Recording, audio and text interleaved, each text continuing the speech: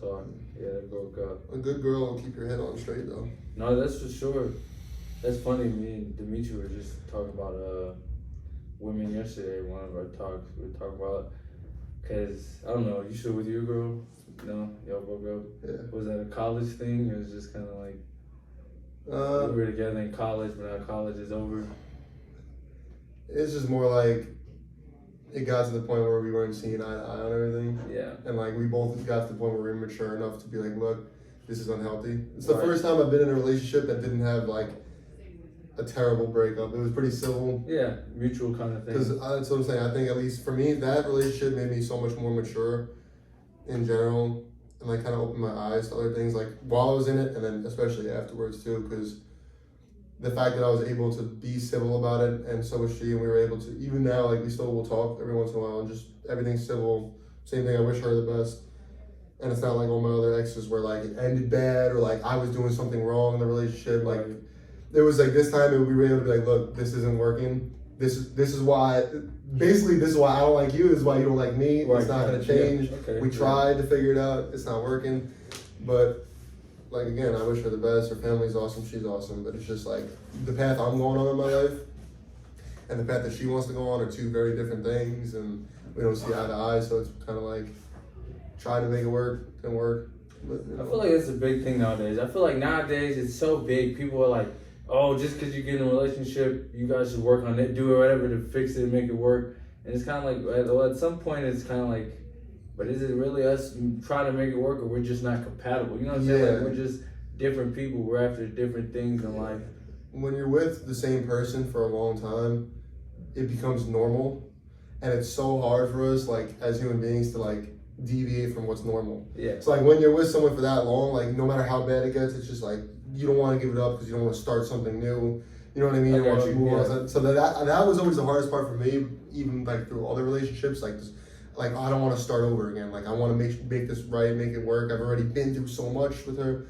But then it's, like, why put yourself, like, through more toxic energy, you know what I'm saying? Or whatever, like use this experience, move on, and it'll work out the way it's supposed to. Yeah. I'm telling you, dude, being here and living with Jay Scott, like that made me find my inner peace, like focus on my mental. Like I'm telling Jay Scott, dude. No, he's big on that. He's a great roommate. Like me and him, like always talking about keeping our inner peace. Don't let anything mess with it. So speaking of that, that's a big thing I'm into too. So you were talking downstairs, you said you were reading the sign, so let's talk about that a little bit. So that paper you were reading, if you have it, you know what I'm saying, he'll explain it, but you have to check out the docuseries or the documentary to get more in depth of exactly what we're talking about, but he's gonna explain it a little bit. But can you explain that for us, what that is, and how that's helped you? Yeah, so basically like, I feel like I always look for something to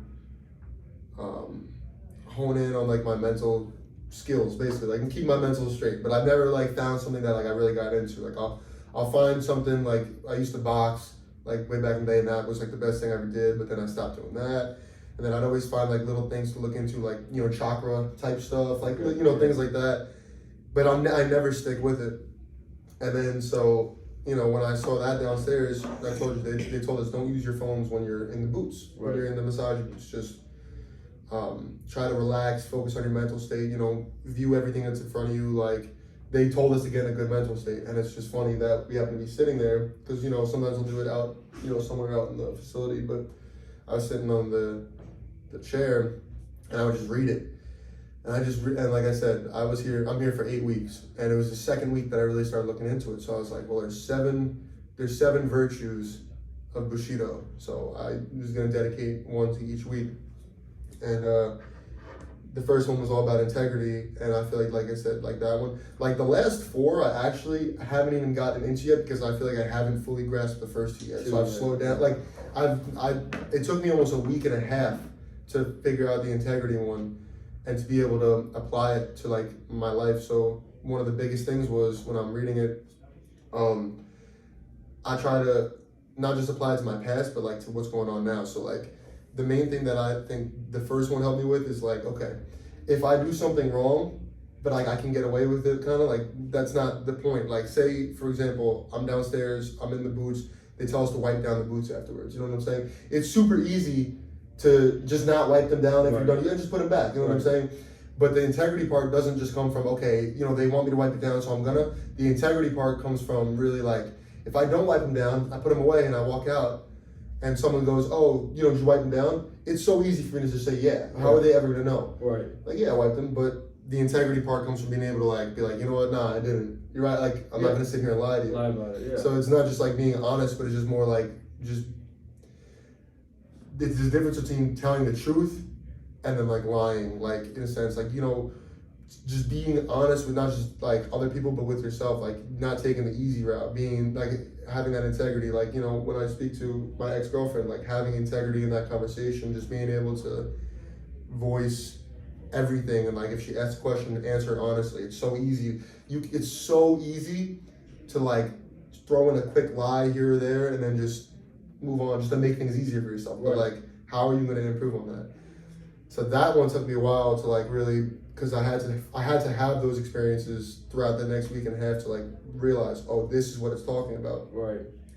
And like I said, the second one with respect, that one, again, that was more just like being humble and being able to not hold hate in your heart for anyone or try to like show out more than anyone, put anyone down. Like, why not everyone succeed together? Like, for example, this, like, I want you to succeed, like, more than anything. And I can even do, me and you had our differences. Yeah. But, like, be a grown man, get over it. Like, I respect what you're doing. Right, tenfold. I can see that, I can respect it, and I can, like, love the hustle. There's other people, like, in my life, same thing, like, whether you know, we had a bad relationship, good relationship, like, I don't hold hate in my heart for anyone. And I wish everyone success on whatever they're doing. Even people that I had falling out with, like, I hope they succeed to like, whatever they want to do in life, like, I want everyone to be successful. And my team that I want to build around me for this journey I'm going on, I want it to be people I know. So, like, my financial advisor that I'm talking to is a guy that I went to junior college with. Great guy, his name's Phil. He was a year older, well, he was a couple years older than me, but he was the grade above me. And after he, you know, retired from football, he got into, you know, financial advising business. First thing, you know, I did, I got to get an accountant and a financial advisor, talk to them. I want to buy real estate back home. I want to buy property back home when I get my first contract. Me and my best friend, we're going to go half on a house, rent it out. Who am I talking to? One of my friends from high school that's into the real estate business. If I'm going to eat, we all should eat together. The people I know, I'm not going to go to somebody I don't know. Let's all do it together. Let's all do it together. Let's all eat together. That's like manifestation. It's real. So that again ties into like the whole respect thing. Like, it's not just having respect for other people, but like building like something new, like with those people, or like not just pushing people down while you're on your way up. Yeah. So for sure. But like I said, those are just the first two. There's still 4 or what is it, 5? There's still 5 more that I haven't even like really got into enough because I want to take my time to get into it as much as possible. So you plan to keep carrying this on as you go? Yeah. Keep learning about them? Definitely. So downstairs, if you read it, and like I'm sure anyone who watches the docuseries will see, it explains it, and then there's a quote at the bottom. And the quote for the integrity one says, because it's Bushido's for warriors. So a lot of it's about warriors, but you can apply it to your life anyways. But it says, warriors make a full commitment to their decisions. That's something that, again, like I never do. Like I'll pick up something, but I'll never follow it through. So I want to, with the Bushido stuff, like to actually commit to it. So instead of just hustling through it, you know, BSing it, I'm gonna commit to it. You know what I'm saying? Take each one. I want to memorize each one, and not even just for, you know, so I can recite it, but just so I can have it in my head. So I want to memorize them, make the commitment to learning them, and just apply it to my life, because I feel like that's helped my mental state. And when I get back, I want to teach Jay Scott about him too, because he'd be interested in that. For sure. So you brought up Juco. So let's talk about the Juco journey. I know there's a lot of athletes that go Juco nowadays. That's a really big thing. So let's you're from New York. So we gotta say that, from New York. Where did you go to college right out of high school? So out of high school, I actually had a scholarship and I committed to Wagner, which is in Staten Island. It's a D1. But I graduated young. I graduated at 16. I just turned 17 like a little while after I graduated. So I was still, you know, getting used to driving and all that. My mom wasn't comfortable with me going away yet. So we kind of made that decision that maybe I should go to and my grades weren't that great. Anyway, like the scholarship that I would have had, like it wasn't paying. It wasn't full. It wasn't paying. So yeah. The 16s. How were you 16 graduating? Because I skipped kindergarten. I went straight to first grade, and my birthday is also in June. I was born June 11, 2000. Okay. So I get late birthday and skipped a grade, so it all was like.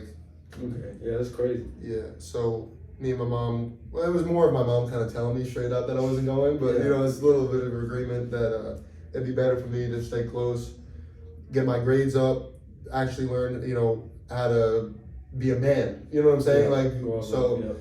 So I saved up my money. I bought a Jeep Grand Cherokee, a 2002, I think it was, Jeep Grand Cherokee, and for $2,000 cash. Bought it, and then I would drive that to Nassau Community College. I played there my first freshman season. I was special teams, kickoff guy, whole highlight tape, just knocking people out on kickoff. Yeah. I got to start like the last 3 games of the season, and then I did pretty good. And then so the sophomore season coming up, I was like, this is it. Like I need to get out. And that was the one thing that I loved so much about JUCO was that everyone's on the same page.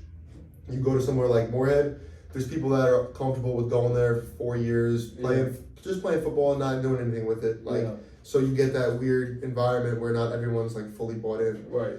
If you're going to a JUCO like Nassau where we play like ranked teams, like we are ranked, like everyone that's there that's on the team is bought in, like whether you disagree or agree on stuff, like everyone's there for the same reason. Right. Get out. Get out. Get in, get out. You got bounce backs, you have freshmen, you have people from prep school. So we all had the same goal. So we all were able to, so like going into my sophomore season, I was like there's no other option. I have to start, I have to do good. Right. I gotta get out. So I had a good season. I was like a 3-star linebacker. I was like and I thought this was disrespectful. I was like the 22nd or something ranked linebacker in the country. Yeah. And I thought that was like too low. I was like, dude, that's, you know what I'm saying? Like, I need better. And then the offers that I was getting was like the same stuff. I was just talking to the same coaches that I talked to out of high school. And I was like, I don't want you don't want those. So then Moorhead State contacted me, Strobel contacted me right before our bowl game because me, Steve, all those guys, we like brought our team together. We got to a bowl game. We won. We blew out one of the #1 offenses in the nation. We held them to 6 points. We won like 46-6. So that was a great bowl game. Got our rings.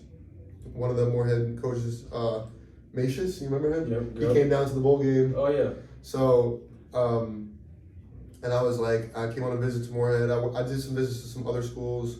I had full scholarships to like D2 schools and stuff, but I was like, my goal, like I want to play D1. Like I want to play D1 football. I don't care. Like, and then at that point, I was like, well, I did my time, and this was like, so I did Nassau for 1.5 years, 3 semesters. They were like, we want to bring you in for spring ball. I went on a visit. I was like, you know what? It's time for me to go somewhere far enough to where even if I wanted to go home, I can't. Like, let's just do, like, let me just buy into this. Like, do what I have to do, stay focused, live on my own, figure it out. I know my mom always supports me through everything. So I was like, and she didn't want me to go there. Like, actually, she wanted me to go to the D2 school. They were giving me like $45K, and the school was only like $40,000. So I would have got like $5K and like a stipend or whatever. Like, they were like, we want you to be the captain of the team. Like, we're building a new stadium, all this. Like, we'll get you a custom jersey, like this and that. Like, so she wanted me to go there. I want to play D1. That was like kind of like and it got to the point where I was kind of just like, you know what, this is my decision. I want to play D1 football. My goal was to go to the NFL. Like, no, I don't want to play Canadian. I don't want to play European. I don't want to play in Mexico. Like, and those leagues are great, but that's not my goal. Like, I want to put all my chips in. I'm going. So I committed there. She wasn't very happy, but obviously she supported me through it. And then came to Moorhead, and then I'm here. So. Well, I gotta say, when we go, I plan to follow you to New York. Mm-hmm. When you go home, I'm excited to interview your mom now. Yeah. That's gonna be exciting. I'm feeling it's gonna be really exciting. She'll have a lot of good stuff to say for sure. But so at Moorhead, we'll once again check the documentary. We're gonna have his highlights up there. So the people who don't know, let's talk about your stats and things at Moorhead. So at Moorhead, officially, how many tackles did you end up with both seasons? You broke the single game record. I know that. And that was what, 23? 23? It was 20 and 1 or 20 and I had 23.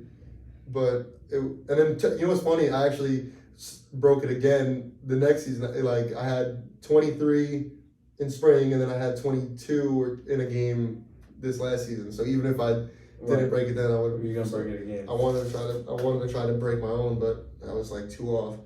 But I think I had like 230 something, 230. I don't know the exact number. 230 something tackles over what? How many games would that have been? I don't know. It's two seasons, 2 full. 2.5 seasons because so my junior season didn't start till it ended again.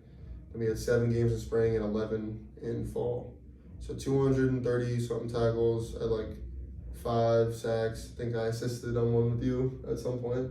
Yep. So I think I had like never was a crazy pass rusher. Yeah. Most of my sacks I just came free. Right. You know what I'm saying? But 5 sacks, I had 2 picks or 3, 1 pick 6. Yeah, if I remember the pick 6. And that's how I ended the career. Pick 6. Yeah. Good to go. Yes. Last game. And then you also lots had of one pick versus Dayton. Yeah, that was my first pick. 2019. Yeah, that was a good one. And then lots of TFLs to go with all that. That's what I pride my game around is the TFLs. Right. That's my thing. That's as a linebacker, like I'm not perfect. I like to think that I'm good in pass coverage, honestly, like, but I'm not very great at pass rushing yet. I'm getting better, but I think I pride my game around being able to make plays in the backfield. Yeah. So led the team in tackle, led the conference in tackles in spring, led the conference in tackles again in fall. Then I got invited to that showcase with Vaughn. And how'd that go? So let's walk us through that process, because you said, we talked earlier, you said some things happened that helped you while you were down there. So let's kind of talk about that process. As you were down there, like what kind of happened? That was the best thing that could happen for me, actually, because so I got invited to the small school showcase. It was a 2-day event. It was like 120 to 150 kids. I don't even remember. It was a lot, but it was 2 days. It was hosted by the College Gridiron Showcase, which is a big showcase, but we got invited to the small showcase, which is like, it was a 5-day event. The small showcase is the first 2 days, and the big showcase is the next 3 days. The big showcase is all the FBS guys, you know, Wisconsin, LSU guys, like Ole Miss, all sorts, like, you know, big top, you know, but the small school showcase was all, you know, FCS, you know, D1 guys, you know, some D2, D3. The dudes that I'm training with here, the tight end converted fullback, he actually was at the small school showcase with me.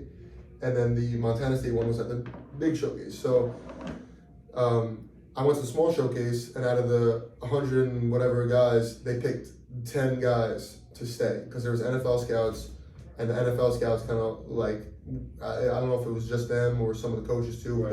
They all were like, had our numbers. They gave us jerseys to wear. They were like, this guy. We want to see them against better talent. So I got to be one of those 10 guys to move up to the big showcase. So, you know, they paid for my hotel the next 3 days, my food. It was a crazy experience. I was staying with Bo the first 2 days. Oh, swear. He was down in Texas. Okay. I'm sleeping in Bo's bed next to him. Yeah. Telling him, I'm like, dude, I drove from Moorhead 16 hours to come to this showcase. I knew that they were going to bring, I thought they were going to bring 15 people up. I was like, I'm going to be one of those people. Like, I'm not coming down here for 2 days. I'm bought in. I'm going to be one of these people. I don't care. So he let me stay at his house, or his sister's house. She was staying there with her. And I slept in the same bed as him. He's the best. Like, real breakfast, everything. Yeah. Great guy. Brother for life, seriously. Yeah, for sure. So then after as soon as the second day of the showcase was over, they're like, all right, they had us on a meeting. They were like, talking to us. They're like, all right, we're gonna announce, the 10 guys. They took like 6 offensive guys and 4 defensive guys, and I was one of the 4 defensive guys. So I'm like, I go up to the coach, I'm like, well, now what? He's like, well, get your shit, go to the hotel. We got a room for you, all that. Yeah, so, for sure. Oh yeah. Yeah. So then they're treating you a little different then. Yeah. They all of a sudden now they want to give you food. You know what I'm saying? Yeah. So it's funny because the Montana State lineman here and the Adams State fullback have the same agent. So their agent, who's now my agent, his agency's called Cover Zero. His name's George, and he was at the small showcase, to watch Ian, and so he saw me there. So he hit up someone from Moorhead. He said, "Hey, how's this guy? This and that," and he got my number. Hit me up. He said, "Hey, see you out there. I want to know if you have an agent. Or we can just sit down and talk. Like, nothing crazy." So I met with him that night. We had a great conversation. He's a great guy. Just kind of get to know each other, and then we kept in touch. So I went up to the big showcase the next 3 days. Going up, dude, there were some crazy athletes there. Like, it was awesome. I met some great dudes. We had a good rotation. Like, we were put in groups. So I was put in the first group after the first day. So like, I was with a linebacker from Richmond and another linebacker. His name was Lucky. I can't remember what school he went to, but he was our outside linebacker. Okay. Big dude, great guy. Both of them were. So us three kind of over the next 3 days built like this connection. So we would go, there'd be the first group, and we would go, we had our drills and all that, and then we would go to inside run and, skelly, but I was always with the same linebackers. So we built that connection. We're like, yo, we got to be the best guys here. We balled. I had a great time. I did really good. Dropped a couple picks, but sorry, we were in the spot. I was in the right spot. So then over those days, kept in touch with the agent. He's like, BJ was there with his agent, and he was like, look, and we sat down again. He's like, look, man, like, you're gonna be in a camp somewhere. Like, I wanna sign with you. All this, like, we, talked about some stuff, like what we were gonna do, how he was gonna help me out if I went back to Moorhead. The plan was for me to go back to Moorhead, train there by myself, and then he talked to his trainer here, the guy Mike you just met with. Yeah. And then so when I was actually on the way back home to Moorhead after 3 days, he called me again. He's like, look, let's do this right. He's like, I'm not gonna I want to invest. Yeah. So he's like, let's do it like this. I'll bring you down to California, or he said if you can get down to California, he's like, I'll take care of training, all that and stuff, And so I came down here, drove down here. We got a B&B. We worked stuff out, so I'm staying in the B&B. Eating healthy, coming to training 5 times a week, running 3 times a week. We got a track coach helping me with the 40. Yeah. Dude, my numbers from the baseline test when I first got here, and now it's like so much better. Like, I'm confident, I'm ready, I'm excited. But that was that journey. So like that, if I didn't meet him there, if I didn't go to the showcase, or if I didn't perform well, I would have never met him. Yeah. I would have signed with another agent I was talking to that was not gonna assist me in any way. It kind of seemed like a mooch. Yeah, kind of thing. If I make it, he makes money type. Yeah, type thing. I would have went back to Moorhead. I would have done my thing, but no, yeah, no doubt. One of the hardest workers I know. Yeah, for sure. No appreciate doubt. that. But this experience, like, in my lap, you know what I'm Yeah, saying? Like, right. I couldn't have asked for a better experience. Right, God got you. Yeah. So, I'm very thankful for that. I'm thankful for George. I'm thankful for the guys I train with. These PT guys, I get to come up with them on Tuesdays, and they look over all my injuries and stuff and show me stuff to do. So, again, like, it couldn't have worked out in a more beneficial way for me. So now all I got to do is go to my pro day at WKU. A Titan scout requested for me to go there. So I got in there, perform against some of the better athletes, you know what I'm saying? They want to act like, WKU is a better school. You know how it is. Yeah.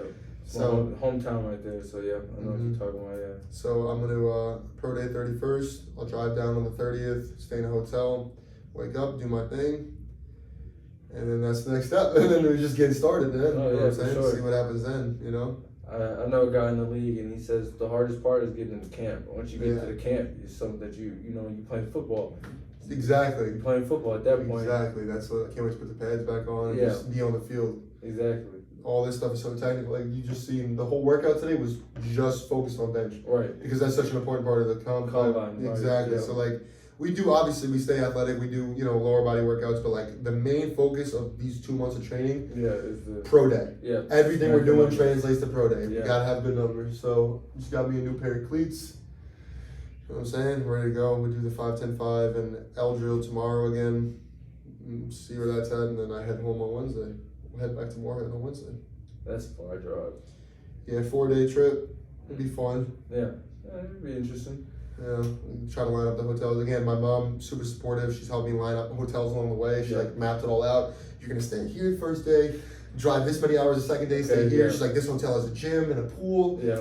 She's the best. So she helped me map it out, putting down deposits and stuff, and then find cheap hotels and just get on the road and go. I've been doing Uber Eats and DoorDash, putting money together just for the trip, because, gas. Right. They're busting right now. So the gas. Into the politics, but yeah. Gas and food.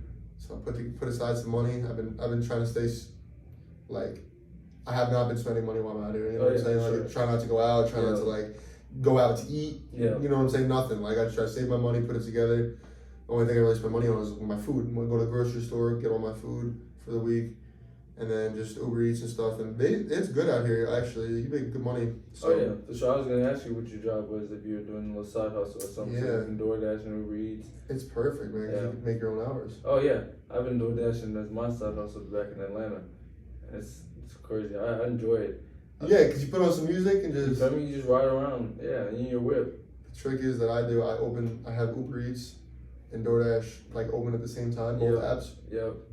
So I kind of pick and choose. Like, I have more options of deliveries. The way I figured out here, I don't really care how far the delivery is. Like, obviously, if it's super far, it's different. But as long as if the pay is over $10, yeah, I'm going. I'll accept it. Yeah. I don't accept anything under $10. Yeah. So having both apps open, like, you got more options. And then, like, if I get an Uber Eats one, I'll pause the DoorDash one, or vice versa. Or even, you know, if I'm getting close to dropping it off and I get another order on the other app, accept that one. But that's the best way to do it, because like you get orders for like $11, $12, you know, $13, $14, and then, you know, that's one trip and it adds up fast, as opposed to doing like $3, $5 trips. Like, that takes long. Like, oh my god, I can't stand that. So I feel like that's the most productive way, like, for me. Like, so when you go back, download Uber Eats, I'm on it. open them both up, bro, and you good, bro. I make a very good amount of money in a short period of time, like enough to where the gas isn't cutting into it. You know what I'm saying? Yeah. Every trip I'm making 10 plus. Yeah. And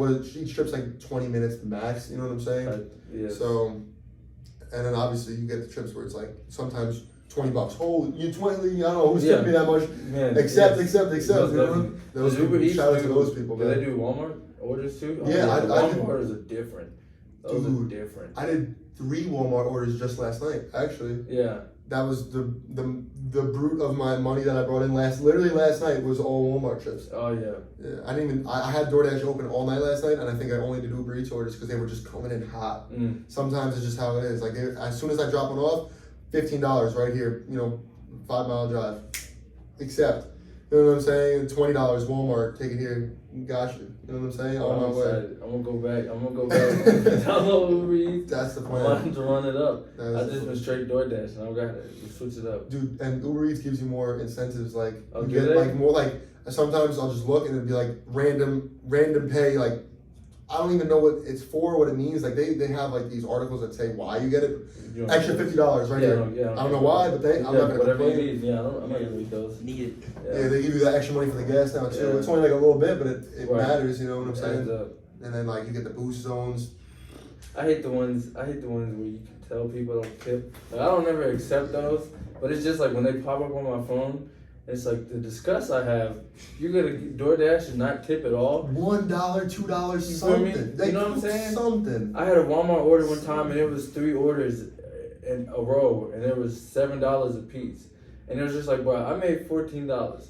If every person or 20, what did I just say? It was $7 a piece, 21 a piece. I was like, bro, if y'all would have tipped me $3 a piece, that's $9. Yeah. That would have taken it 21 to 30. And then I could go home. I could go to sleep instead of having to do a whole other order. But no, you didn't even want to tip me $3. Couldn't even tip me $3. That's what I'm saying, man. But some people, like, I mean, like, I can understand, but it's like, yo, if you're gonna order food, like, anytime I go out, I tip. Even if I don't have like that much money, like, it doesn't matter. Like, that's just like how it is. Like, you got like. Got a tip. I don't know, man. $1, $2, anything. Anything is better than nothing. Exactly. It's like you gotta try hard to give nothing. Yeah. You know what I'm saying? Like, you can't give $1. And like, again, like, that's not stingy, me being like, oh, like, obviously that one, but it's just like generosity. Right. Like, really? Exactly. That it goes a long way. Being kind goes a long way. Yeah, no, I agree. That's crazy. There's a place down in Georgia where I'm DoorDashing, and it's like the zone under mine. They're always doing peak pay. Right underneath you, where you live at. Yeah. But it's because nobody goes down there to DoorDash. And I go down there, so like, I've had times where like my area is not very busy. And I'm like, but I'm really just sitting here. And you know me, I'm weird. If I'm just sitting there, I'm like, but I might as well go make money. So yeah, I'm just sitting for sure. That's what the same thing. You know what I'm saying? So like, I'm sitting there, I go down to the zone below, and I realize after doing it a few times why there's always peak pay is because no one down there tips. So they give you the peak pay, in order to get people go down there, and you're still only getting $4 or $5 orders because you're not getting any orders because nobody's tipping. So there's no high orders. People aren't even tipping $3. And for the people out there that do buy food on Uber Eats and DoorDash, your order will come a lot faster. If you tip, because we can see we can see how much the pay is before we take the order. So if you tip, I promise you will get that food fast. I promise. I'm telling you. I'm telling you. And if you're one of those people, don't tip, pops up with $3 for a trip. Decline. Wow, $3 for 10 miles? Like, come on, dog. Especially in the city, 10 miles is 35 minutes. Exactly. Man. No one's gonna take the time. I'm not doing that. I'm not doing that. Throw $4 or $5 in there. That takes that up real quick. That's $7, and I promise $7.50, and I promise you'll get your food 10 minutes faster than you were. Exactly. You hungry? You don't want cold food. You know what I'm saying? saying? But I had one person. They didn't tip me in the things that said, "Don't let my food touch the floor. Wait for me to get to the door and hand it to me." I was like, bruh, I'm gonna leave this here. I'm gonna knock on the door and I'm gonna leave. And it's really just because you didn't tip, and I just felt the attitude coming from the message, and you didn't tip. So I'm not. You feel me? I'm not waiting for you. I'm not waiting for you. I have some stories, man. Just like some people don't get out of the car, wait in the car. I'll come to you. And sometimes Uber Eats and DoorDash will give you 2 orders at once, right? Yeah. Bro, I have 2 Uber Eats orders, dropping off the first one, they're from the same place.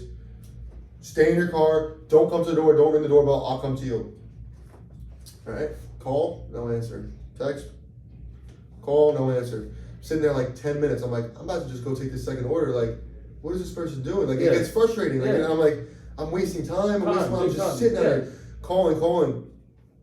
15 minutes later, like, no joke, I'm not exaggerating on 15 minutes, 15 minutes later, oh, you're outside? Oh, okay, like, yo, like, have a little, like, you don't see the 10 missed calls, man. Bro, and then I have these people, I'll drive, so the worst thing is the apartment complexes. Yes. The addresses are never, like, the location is never right. Like, you go in, like, the DoorDash app, the Uber Eats app, like, it'll put the pin down, but where you're supposed to take it is nowhere near that. Call, no answer. I'm trekking around, walking around. Food in my hands, like I parked my car, I'm walking, I'm trying to find, through these big apartment complexes. 15 minutes later, finally they call back, because I'll call and be like, hey, can you direct me a little bit? Some people don't answer. Oh yeah, my address is wrong on there, by the way. You knew it was I usually try to catch you guys before you get here. Like, yeah. Keep your keep calm. mental. It keep your head. Teaches you to work with people. It teaches you how difficult people. I have that all the time. I had one woman. Their house, like the driveways were the same, and it does. And like when you're pulling in, there's not 2 different mailboxes, right? So like at the tip of the driveway, there's not 2 different mailboxes. So you think it's one, and then it goes like this, and then loops around like this, and then comes back down. But it's 2 different houses with 2 different addresses. So I go to this house first. And I'm knocking on the door, the house on the right, 10 minutes, just knocking. No answer. So I'm like, all right, obviously this is the wrong house. I loop around, go to the other house, and I'm knocking on the door. Some minutes go by, and all I hear is, hey! Them call from the other house, From the other house. So I'm like, you're at the wrong house. I'm at the wrong house. So where were you for the last 10 minutes as I'm knocking on your door? They yelled at me because I walked across the grass. I was like, bro, I'm not about to get in my whip and drive all the way back around and loop around to bring you this food. I've already been sitting here for 20 minutes. I don't think people that order, well, a lot of people do, but some people, that small group of people that don't understand, the driving can get so, stressful. Yes. It can, that, especially when you have to wait for the food at the restaurant, or, the address is wrong, there's so many little things. Bro, they don't know the order before could have been something so we probably sound so rude right now, but it is not it's not as easy as it sounds. When you accept a long order, you get to put some music on, cruise and stuff. But then once you get to the places, some of the people you deal with. Yes, you deal with all kinds of people all day long. Yeah. It's so different. Going to some of the restaurants and some of the workers. Oh my. Oh man. Yeah, that gets hectic.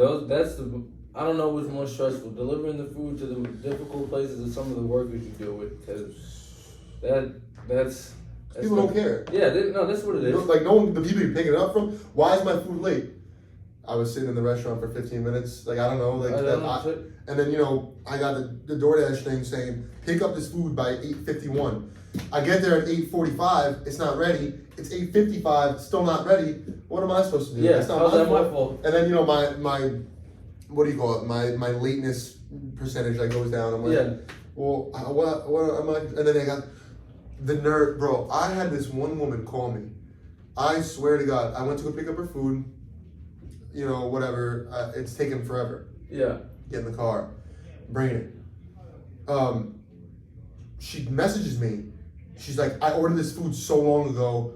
I'm close by. Like, what's taking so long?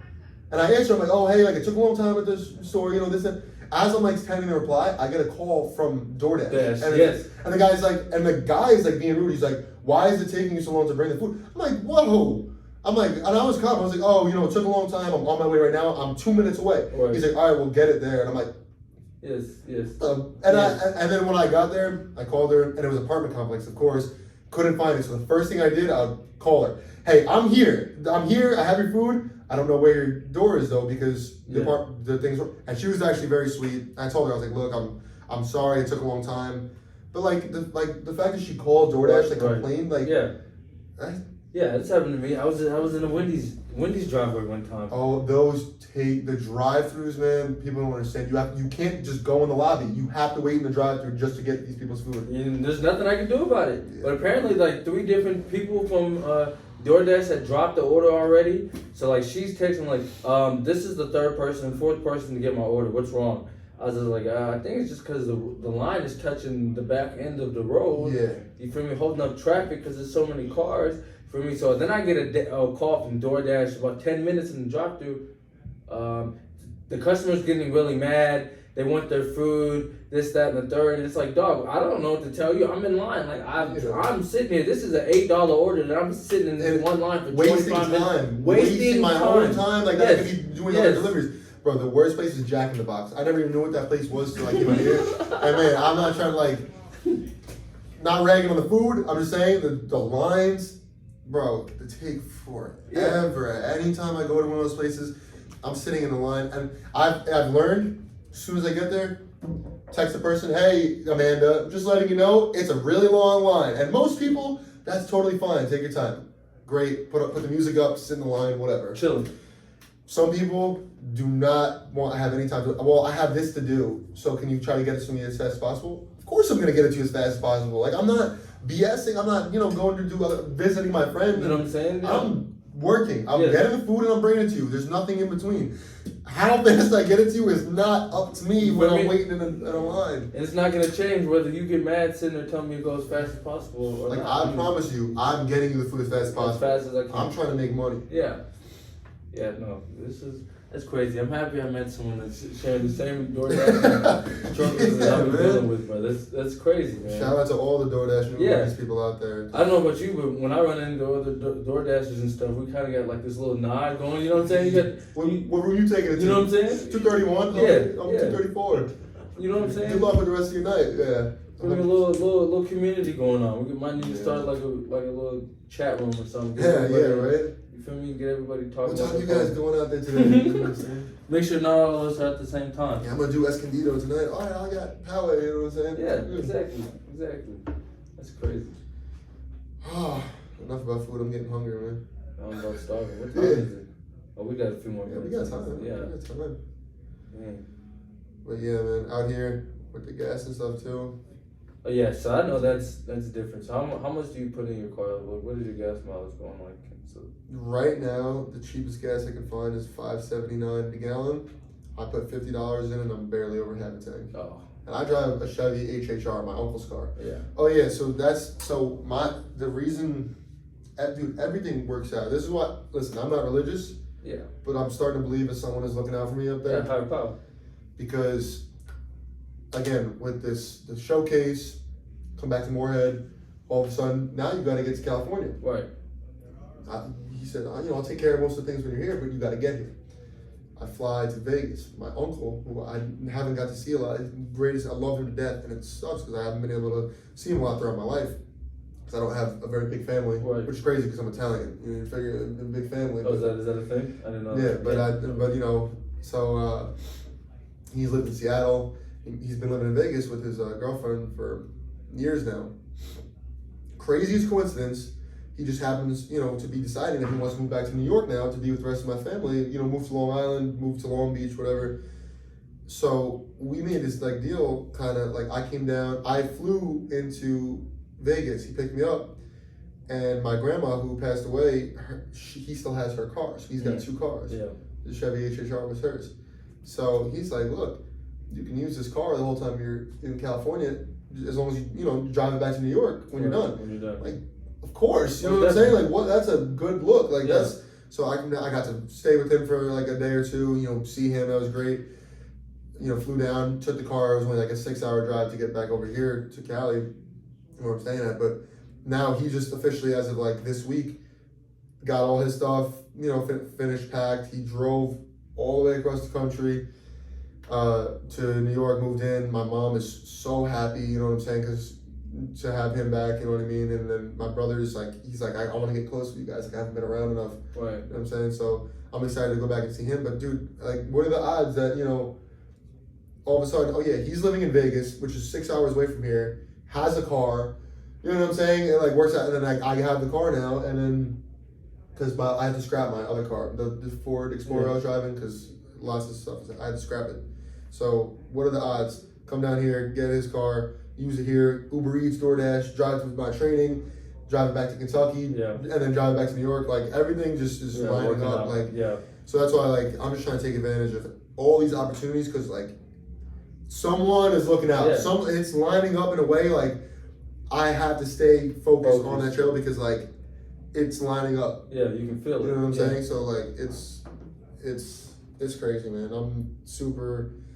Again, I don't like to use the word blessed, but it's the only way to explain it. Right. I'm blessed. I'm super blessed for the opportunities I'm having. Everything is lining up. Someone's looking out. So, thank you. That's amazing for sure. That's amazing. That doesn't happen a lot, but you can feel it. When things start lining up and energy is working for you, you can feel it. And I feel like a lot of people, they struggle when they get into that point because they think it's just gonna be easy for them. They get in that coast mode. But I know that's not you. You probably make me more motivated, realizing how blessed you are and how things are lining up. Getting these opportunities, you gotta take advantage of it. You know what I'm saying? Right. Why would you not? You can't steer off the course. Right. Exactly. Look what's lining up. Why would I even risk not making sure I take advantage of this? Especially if you're getting the opportunities like that. Yeah. You know what I'm saying? I know there's a lot of people out there it's hard. For me, like I said, I'm lucky. I got blessed, but I know how difficult that this stage can be for especially small school people. Finding an agent, going to showcases, getting your film out, I didn't know what to do. As soon as the season was over, okay, now what? Yeah. And the first thing everyone says is find an agent. How? Yeah. No help. You don't get no help.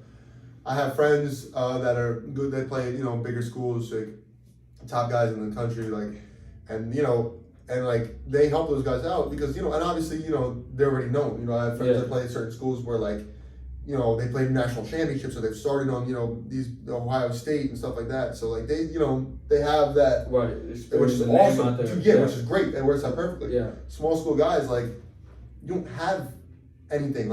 You got to figure it out. Yeah. There's no one else. There's no one looking out for you, holding your hand. Which again, that makes it better in a way. But like I said, what do? Someone says find an agent. How do I find an agent? I don't know. These people I don't know. So it's not like they're just gonna reach out to you unless you're, you know what I'm saying? So like I said, for the small school guys, the journey could be super tough, and if stuff doesn't line up, it just means you just gotta work harder to figure it out because it's so easy to just be well, it's not working out. I'm done with football. And then I know too many people who later on in their life I wish I took it further. I wish that I at least tried. Yeah. At least tried, but it's hard to try sometimes when it's not lining up. So people just gotta understand. Look, the small school guys, even if you're D2, D3, if you got it, they will find you. Right. And if you want it, you will make it. It doesn't matter. You see these stories of D2, D3, NAIA guys in the NFL, and even guys that have these prolific careers, and then everyone acts oh, that's so crazy that they made. No, they bought in. The reason they made it is because they were yo, I'm going to the NFL. I'm doing whatever I have to. even if they didn't have the film, this, that, like you can, like if you just buy into it, like you'll figure it out. So that's what I'm like. When the USFL came out, I was like, not even looking at that. I'm not signing away. Like that's not my goal. I'm not settling. This has been my goal. It's what I want to do. And again, like I never know what can happen. But all I know is that like everything is leading up the way it's supposed to. If I get that opportunity, I'm gonna get an opportunity to camp. And then what? It's on me. That's it. Like it's on me. Like it's just play football. Yeah. Same thing. You got to bet on yourself. Like when I went to the showcase, I'm not here for 2 days for the small. I'm going to the big showcase. I'm here for 5 days. I've already had to play. I'm here for 5 days. Same thing. I'm gonna go to a camp. I'm making the roster. I don't care if I have to be a practice squad guy, like or a special teams guy. Like I'm gonna prove why I need to be on a team. And if I'm not athletic enough, bet your ass I'm gonna be watching film all night. All night. You know what I'm saying? So I've had some interviews with NFL teams that have said that. Have said how they have guys on the team that are not athletic, like they're not NFL caliber athletes, but they are so smart. It makes up for it. They are so smart that you can't cut them. You just can't because they're like they know everything in and out. Like they're linebackers that are undersized or not strong enough or not fast enough, but you put him on the field, offense lines up in a formation, he knows what's happening. So how can you not have that on your team? You know what I'm saying? Like exactly. So that's like for the small school guys, like people just gotta understand that like if you want it, if you don't want it, you don't want it. It's that simple. And if you have to convince yourself that or lie to yourself or just be like, oh yeah, I want to make it to the NFL, that'd be fun, then it's not for you. But like you know what I'm saying? But like if you really want it, like you can get it. You know what I'm saying? Like it all will work out if you put the effort in. Like I told my friends back home when I was in high school, I'm gonna go to the NFL. Everything I'm doing since that point, like, is to reach that goal. And again, anything can happen. If it doesn't work out, it doesn't work out. But at no point am I gonna look back and be like, oh, I should have done this because, like, yo, this is our life. Do what you want to do. Do what makes you happy. I don't want to work a desk job. No. I took classes in college to be a teacher. I don't want to be a teacher. I want to play football as long as I can. I want to play in the NFL. So what do I look like? I'm 21 years old. Like, why not put everything in right now? You know what I'm saying? Like, so out here, you know what I'm saying? Like, I still have one more class. I haven't even graduated, dude. Still got a class left, but that's on hold. I have the rest of my life. You know what I'm saying? Like, everything will work out the way it's supposed to. So right now, technically, there's real no plan B. Like, it's plan A, and this is what it is. It is plan A. Like, and again, that's another thing. Me and my mom always like. She's like, you need to have this plan B. Plan B. My ex-girlfriend used to get upset about that because I'm a Gemini, she says, so I go with the flow. Like, so you know how the females are with all that, all that astrology stuff. So she's like, that's another thing. Like, she'd like to have everything planned out, whatever. Everything has to be on the calendar. Like, plan things out. Me, day by day. Like, it doesn't bother me. Like, I'm awake. Like right now, I'm here doing this. Like, my next goal. Do good at the pro day. I'm not looking at anything after that. Not just do good. I have to do great in my pro day. Amazing. There is nothing else like I'm worried about. And then when I get there, okay, well now what's the next step? From then I'm gonna go home, like still work out, but like I don't know yet. Like I have whatever happens in my pro day, like that's gonna base everything. If I have an amazing pro day, that's amazing. If I have a shitty pro day, well now I gotta do something else. You can't plan for that. Like you have to just. You just have, like, for me, it's easier for me to, like, live with going with the flow, doing what I want to do, you know what I'm saying? So and if it fails, we'll worry about it then, but until then, this is what we're on. Exactly. That's why we take all those towels from all those games we win because, like, I don't care if we lose every game from here on out. Like, it's not the plan. We're not worried about that. We just beat this team. Give me that towel. I don't care if there's one towel at the end of the season, 10 towels. Like, there's, you know what I'm saying? Same energy. Do right now. What's happening right now is most important. So, but dude, Pimp Kane, best thing that could happen to Morehead State. I hope they keep that going. I really hope so too. I love seeing all the pictures of people with all the towels on it. I don't think anyone's done that. No. I don't think anyone's done that. No. For the people who don't know, like, you want to explain that? Like, I mean, it was kind of y'all's thing. You can explain it. I mean, I was there for. I really, you know what I'm saying, respectfully didn't participate in the snatching of other people's towels. But we got a little disrespectful sometimes. almost got. I know. Oh my God, Wade. Funny stories about Wade stealing towels and so many beefs about it. Yeah. So there was we had this turnover cane, as we were supposed to call it, but it was the pimp cane. Everyone did the pimp dance and the pimp walk. Yeah, so you get a turnover, you come to the sideline, you get the pimp cane, you strut the pimp walk. Just I don't even know how it came to. I think it was just because we're the Morehead Eagles and we found a cane one day and it had an eagle head on the top. We're like, this is super dope. Funny thing, my ex-girlfriend painted it for us. So she painted it. It looked all blue and gold and it was beautiful. You know, and it started out with just that first season we were here. We had it hanging up in our house. Game day, take the speaker, take the pimp cane. We walk down to the field. You get a turnover. You get, whoever was redshirting or the strength coach would have it. You get a turnover. You come to the sideline. You get the pimp cane. You get to strut it. I had it. It was the first game. I made it on college game day and everything. I had it. So fun. Yes. So I don't know how it happened. But so our first game this year. We went into we always snatch towels. Yeah, that's been a thing. You snatch towels, especially if the other team you're playing has a logo on it. Yeah, take the towel. Take the towel. You're in a pile. Logo. You're in a pile. Take the towel, stuff in your pants, throw it to the sideline. Yeah. So the way it started, we started wrapping the towels around the pimp cane every time we win a game. So like the way that happened, funny story. So obviously, like I was the captain this year. So the Dayton game, very first game, everyone's talking about how Dayton's gonna, run us over. Last time they played us, they rushed for like 400 something. Right. It is what it is, whatever. So I go out there, I'm shaking the quarterback's hand. I'm gonna take this towel. I'm gonna take this towel at some point. You know what I'm saying? I see they got the big logo on it. Yeah, Dayton's huge. Yeah. Yeah. So whatever. So the game goes to overtime. I go out there for the overtime coin flip or whatever, and I don't remember who won the toss. Don't matter because I just remember that it's just me and the quarterback. I shake his hand, bring him close, and say, "Yo. We win that game, I want that towel." Because we didn't have a towel at that point. Because someone tried to take one, they got caught. When you get caught, the refs get involved. They're like, "Yo, give us towel." You know what I'm saying? Yeah, they take it back. I said, I'm like, "Yo, we win the game." I told him, I'm like, "I want that towel." So and he's like, "Oh yeah, like whatever, friendly banter." Call it that, yeah. So he's like, yeah, whatever. So we go on defense first. Or no, we were on offense. We were on offense first. Devontae scores. We go on defense. Noble pick the ball up, end the game. Everyone's piling, we're screaming. First thing I do, go right up to the quarterback. Great game. Give me the towel. You got him respectfully. Gave me the towel. I'm holding it up. Whatever. Yeah. All this.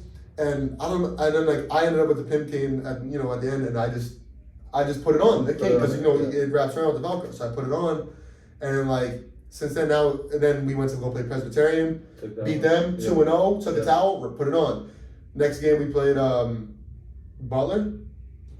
Was it Butler? I think it was Butler because I was injured. Yep, I got injured versus Presbyterian. Yeah. Butler was our next. We played Butler. Homecoming. Beat them, took a towel. Yeah. Beat Marist at their homecoming, took a towel. Beat Stetson, took a towel, and then beat Valpo, took a towel. And obviously we lost our games against San Diego and Davidson on some crazy, lost by 3. Like obviously San Diego game. Wish we had some instant replay on that, but not stuck in the past. But for anyone that's at San Diego or Davidson, I promise you we have your towels too. They just didn't make it onto the pimp cane. Yeah. But then so the end of the season we got this cane. It's like this long, but this much of it is just covered with towels with the logos on it. Then that's so iconic. I feel like everyone on Morehead has a picture now holding up the cane with all the towels. I think that's you got all the towels on it. That's different. That's different. I've never been a part of something like that. Like when I was at my Juco, we had a turnover chain. We were blue and orange. We had this big orange chain. You can go put it on, but people done that. You know what I mean? And then some people have some corny turnover stuff. Some teams, but the turnover cane with the towels.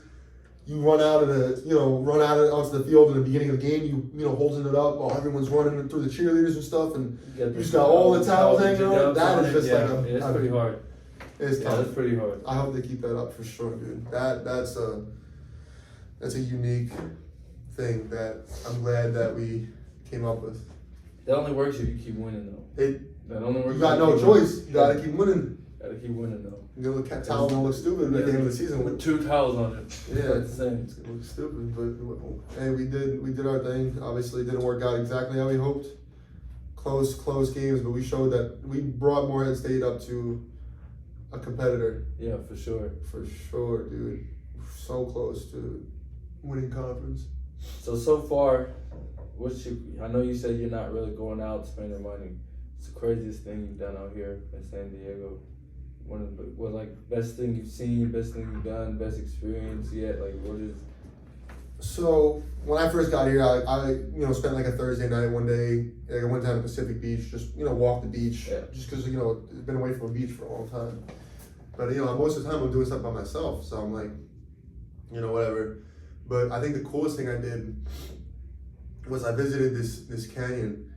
It was called Annie's Canyon, and I had never I'm thinking to myself I never done nothing like that before. Yeah. That was probably just an amazing experience. Because again, the whole inner peace thing, going up there, I was able to just you have to actually climb through the canyon. There's holes in the rocks that are this wide. You're squeezing through. You got to climb up stuff. You get to the top, and they have this little lookout perch. And I think that whole experience, going through that with the nature and stuff, that was awesome, because that was right after I did the breathing exercises I was telling you about. Yeah. So to keep that short and sweet, even though it's a really cool thing. It's called Peak Flow. The woman who runs it, her story, she had a surfing incident where she almost died in the water. She got double undered or whatever it's called, and she survived. And she said that was just a crazy experience for her, a crazy event, and with her breathing and stuff in that moment, she wanted to train herself to be able to breathe or hold your breath and stuff like that. So she started this company called Peak Flow, and we went there, and it's a meditation type thing where she teaches you how to.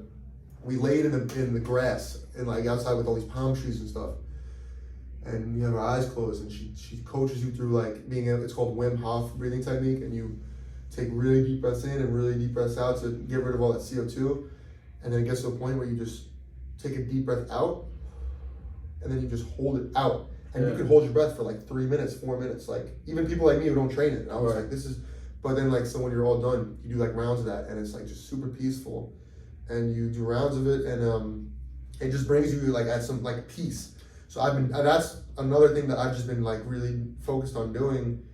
That's almost why I I'm slowing down on the Bushido, because I've been focusing on that, because that's something that I actually can feel. Because when you stand up at the end of it, you're you feel so at peace. You just want to do yoga. I swear to God. So when I got to the top of the canyon, I laid down. I took my shirt off, took my shoes. I took my shoes off. And there's some other people going past probably thought I was crazy, but I'm laying in the dirt, and I'm just doing the breathing exercise, and you lose track of time. I don't know how long I was doing it for, but and I just stood up, and then you just get so at peace. So that was probably the best thing I've done while I was out here. That was super cool.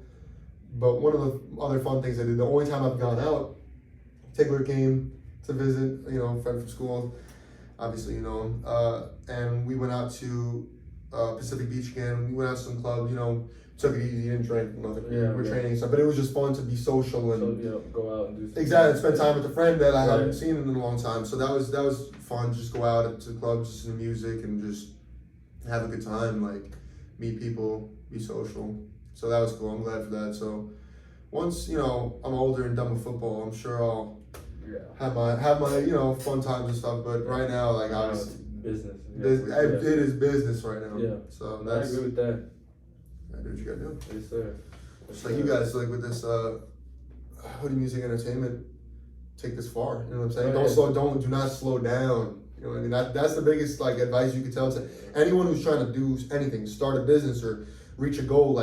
You can't slow down for a second. Right. I don't care if you're just trying to do a clothing brand. Whatever it is. Sell the shirts. Yeah. Post them. Sell. Build. You slow down for 1 second, everything else starts to slow down, and then you don't want to. You got to build it back up. Yeah. Gain the momentum again. So if you trying to do something that you love, you gotta just buy into it and just do it. Because so many people just settle, like I said, for desk jobs and this and that, even though they want to do something else. We're all human beings. You see these people that the people that are doing the things you want to do, Yeah. how do you think they got there? Yeah. You could do whatever you want as a human being. Like Yeah. you can figure it out. You It's know what about I'm saying? putting the work in. If I wanted to fly planes, all of a sudden, what's stopping me? Like I can go get lessons. You know what I mean? So gotta buy in and just don't slow down to that. Because if you slow down, all of a sudden, you know, you might not be making income because you're slowing down. Then you got to find a different way to make income. Yep. Then your goals start, you know, changing and everything switch. Yep, I agree. buy in, especially while we're young. So I shout out, you know, 25-8 Romaniac Fitness. Yeah. You buy in, you know what I'm saying? DJ is putting everything into it. He's putting all his effort. He's meeting people, making connections with PTs. He's certified now. His clothing brand, that's also, you know, his it's his lifestyle. Like, you know what I mean? Like, he wants to train people. He wants to open his own facility, and he is not slowing down. And the way he's making his money right now, because obviously he's training people. Yeah. But, you know, he doesn't have that big of a following yet. Selling his merch. Yeah. Beautiful logo, you know what I'm saying? Like eye-catching stuff. You know, it's not just about the clothing, it's about the lifestyle. You know, he sells it. He sells the image, he sells the brand, and people buy into that. And like, he is not slowing down. It's like, another shirt order coming in, another shirt order. I'm gonna make hoodies. I'm gonna get better quality hoodies. I'm gonna do this. I'm gonna invest my own money in it. He's still going to his PT. He's meeting, you know, people there that play in the NFL or that do this and that. Growing connections. Hey, by the way, I have this brand. Yeah. He's gonna do big things. Yeah. Not slowing down. Yeah. And he's 21, 22. Yeah. Now? Yes. Don't slow down. Yeah. Y'all just wait for that. I'm gonna come back out. I'm gonna do a workout with DJ. We're gonna put that out there on our channel. He's gonna hop on our podcast. Yeah. You know, I'll wait for that one. I'm gonna wait till I'm in a little better shape. I know he's good. Yeah, he's gonna get after me. He's gonna get me right. So I gotta wait till I'm in better shape. Probably lose about 15 more pounds. See if we can't get in there. But I don't know about you. I'm hungry. I'm ready to grab some food, Yeah, ready to get into it. Appreciate you coming on the podcast. Of course, man. We had a good time. Yeah, appreciate you. Yeah.